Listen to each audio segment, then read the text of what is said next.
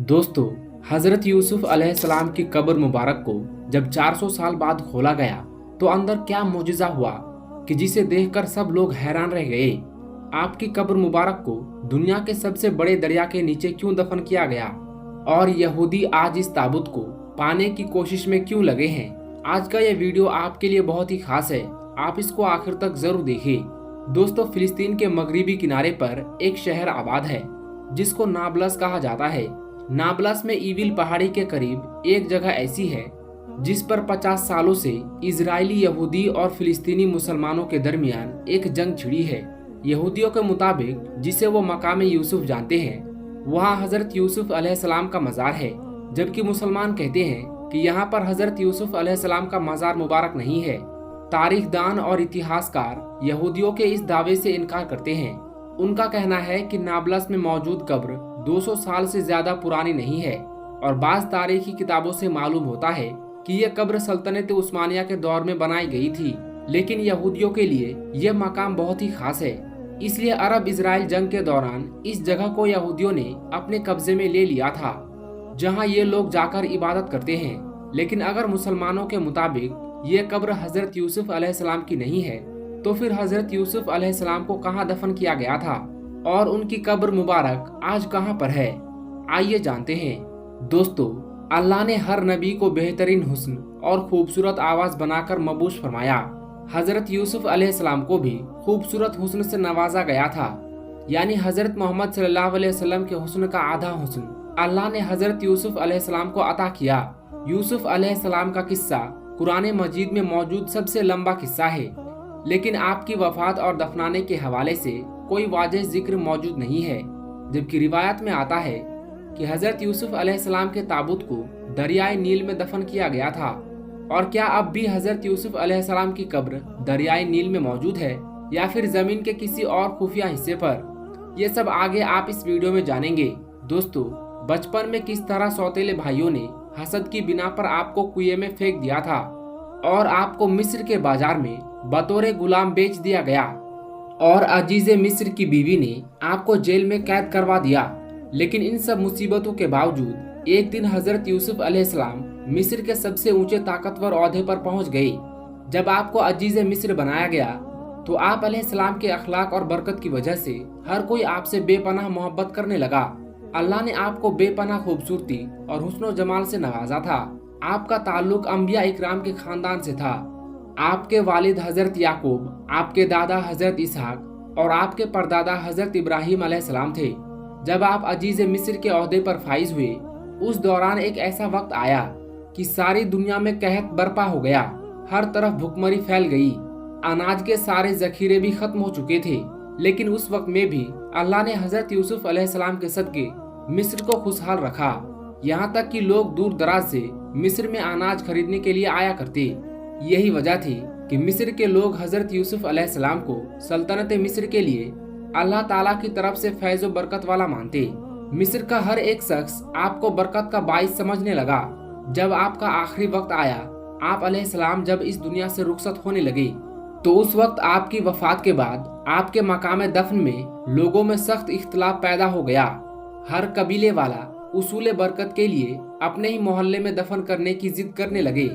आखिर लोगों में इस बात पर सहमति हुई कि हजरत यूसुफ अलैहिस्सलाम को दरियाए नील के पानी के नीचे दफन किया जाए, ताकि दरिया का पानी आपकी कब्र मुबारक को छूता हुआ गुजरे और तमाम मिस्र वाले इस पानी से फैजियाब होते रहे। चुनांचे आपके जिस्म को संगे मरमर के एक खूबसूरत संदूक में रखकर दरियाए नील में दफन किया गया। फिर ऐसे ही वक्त गुजरता गया, यहाँ तक कि 400 साल हो गए। रिवायतों के मुताबिक जब बनी इजराइल फिरौन मिस्र के गुलाम बन गए, तो मूसा अलैहिस्सलाम की रहनुमाई में उन्होंने मिस्र से हिजरत की। लेकिन हिजरत के दौरान मूसा अलैहिस्सलाम रास्ता भूल गए और बनी इस्राइल नील के करीब ही भटकने लगे। बनी इस्राइल ने बहुत कोशिश की, लेकिन उन्हें सही रास्ता ना मिला। उलमाए बनी इस्राइल ने कहा कि हजरत यूसुफ अलैहिस्सलाम ने अपने आखिरी वक्त में हमसे ये वसीयत की थी कि जब मिस्र से चले तो आप अलैहिस्सलाम के ताबूत को भी यहाँ से अपने साथ लेते चले। हजरत मूसा अलैहिस्सलाम ने उनसे फरमाया कि तुम में से कौन जानता है कि यूसुफ अलैहिस्सलाम की कब्र कहाँ है। उन सब ने इनकार कर दिया कि हम नहीं जानते, हम में से एक बुढ़िया के सिवा कोई भी उस कब्र से वाकिफ नहीं। आप अलैहिस्सलाम ने उस बुढ़िया से जाकर फरमाया कि मुझे हजरत यूसुफ अलैहिस्सलाम की कब्र दिखाओ। तो उस बुढ़िया ने बताया कि मैं इस बात को ऐसे ही नहीं बताऊंगी, बल्कि मुझसे आपको एक बात का इकरार करना होगा। उसके बाद मैं बताऊंगी कि हजरत यूसुफ अलैहिस्सलाम का वो ताबूत कहाँ है। आप अलैहिस्सलाम ने पूछा, वो क्या बात है? तो बुढ़िया ने कहा कि मुझे जन्नत में आपका पड़ोस नसीब हो। उसी वक्त मूसा अलैहिस्सलाम पर वही आई कि ए मूसा, तुम इकरार कर लो, हम पूरा कर देंगे। आप अलैहिस्सलाम ने इकरार कर लिया। वो बुढ़िया आपको एक झील के पास ले गई, जिसके पानी का रंग भी पूरी तरह से तब्दील हो चुका था, और कहा कि इसका पूरा पानी निकाल डालो।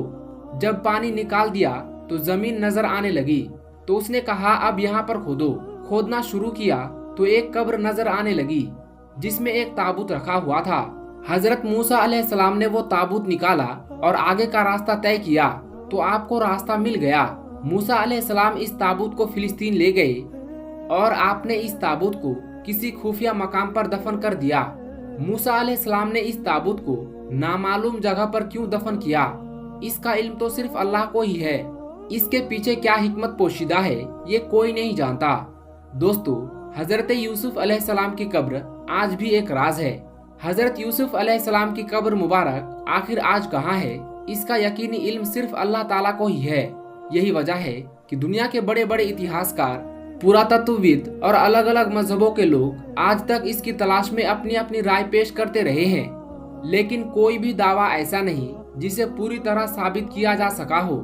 इसलिए एक मुसलमान के लिए सबसे अहम बात यह है कि वो उन अंबिया इकराम की तालीमात पर अमल करे, ना कि सिर्फ उनकी कब्रों की तलाश में अपनी जिंदगी गुजार दे।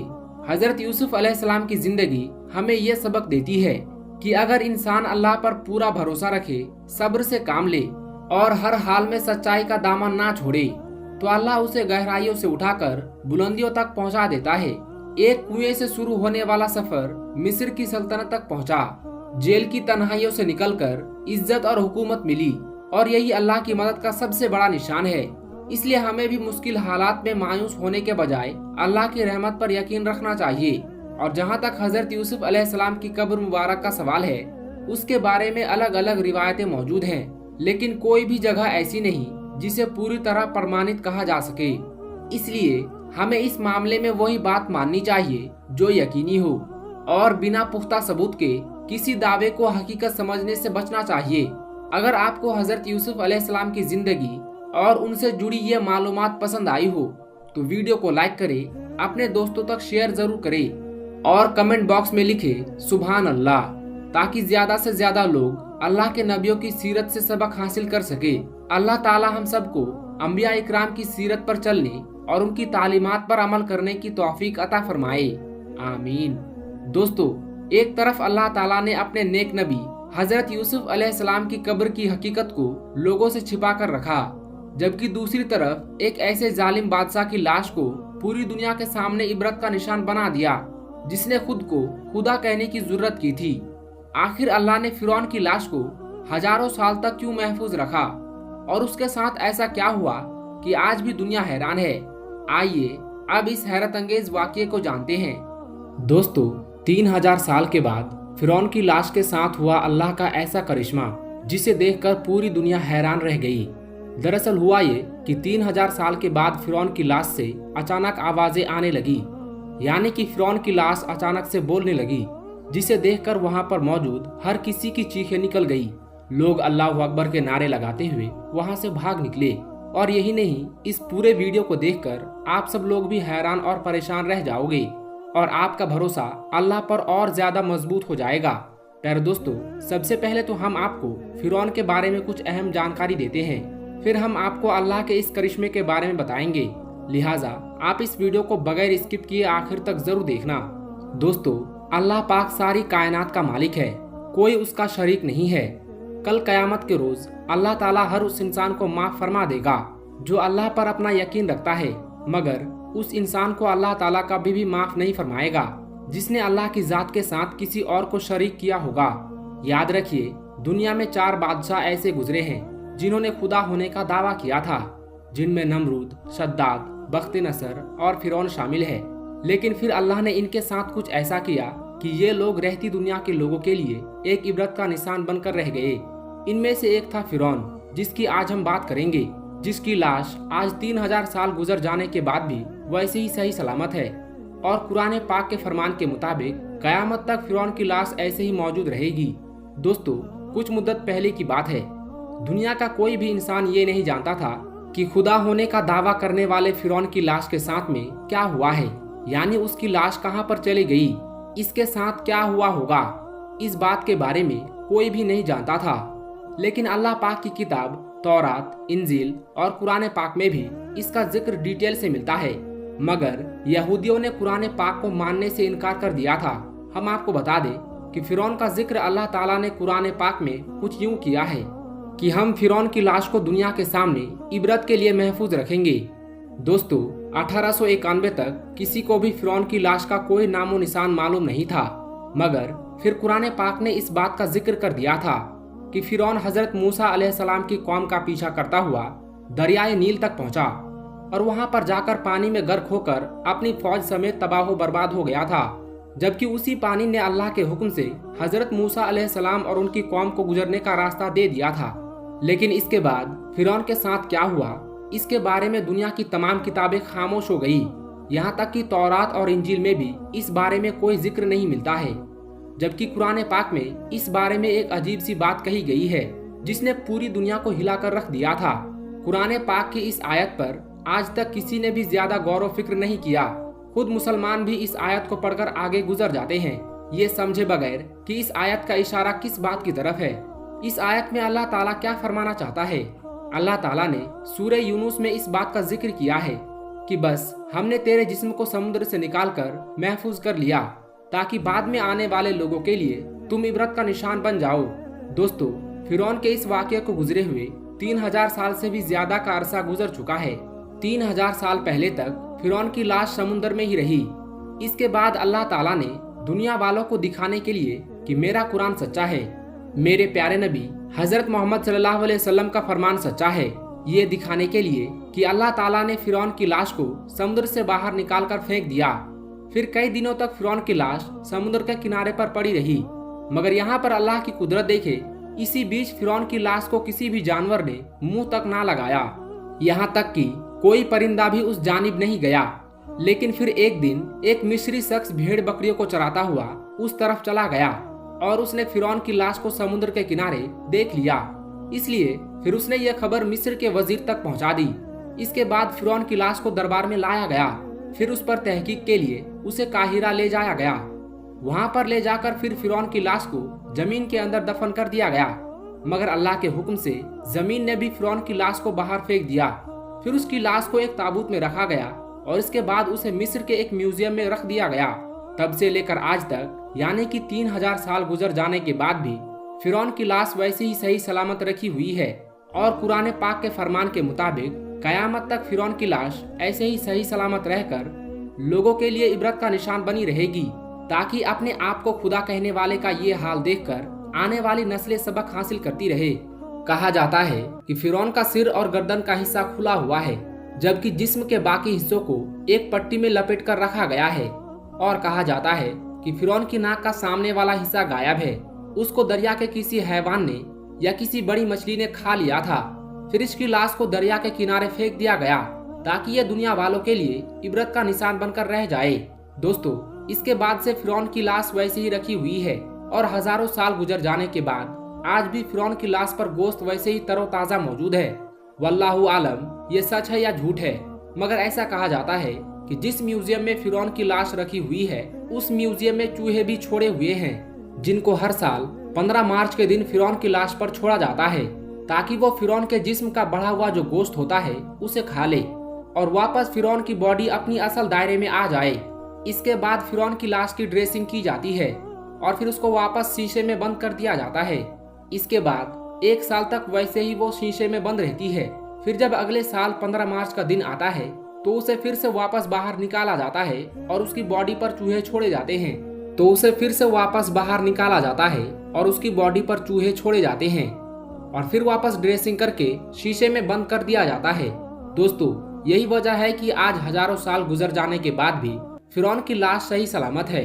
آج پوری دنیا اپنی آنکھوں سے دیکھ رہی ہے کہ कि अल्लाह ने किस तरह से फिरौन की लाश को महफूज करके रखा है, किस तरह से दुनिया भर के लोग फिरौन की लाश को देखने के लिए पहुंच रहे हैं। वो फिरौन जो कभी अपने आप को खुदा कहता था, किस तरह से आज उसकी मम्मी पड़ी हुई है। देखने वालों के लिए ये एक इबरत नहीं है तो फिर क्या है कि हजारों साल गुजर जाने के बाद भी फिरौन की लाश सही सलामत वैसे ही पड़ी हुई है। दोस्तों, नेशनल जियोग्राफी की तरफ से अभी एक ऐसा वीडियो सामने आया है जिसमें देखा जा सकता है कि फिरौन की लाश पर जब किसी बात को लेकर तहकीक की जा रही थी तो उस वक्त अचानक से फिरौन की लाश से कुछ आवाजें आने लगी। कहा जा रहा है कि फिरौन के जुबान से जो अल्फाज निकले थे वो इब्रानी जबान के अल्फाज थे, और समझने वालों ने बताया कि फिरौन की जबान से जो अल्फाज निकले थे उनका मतलब पता नहीं है।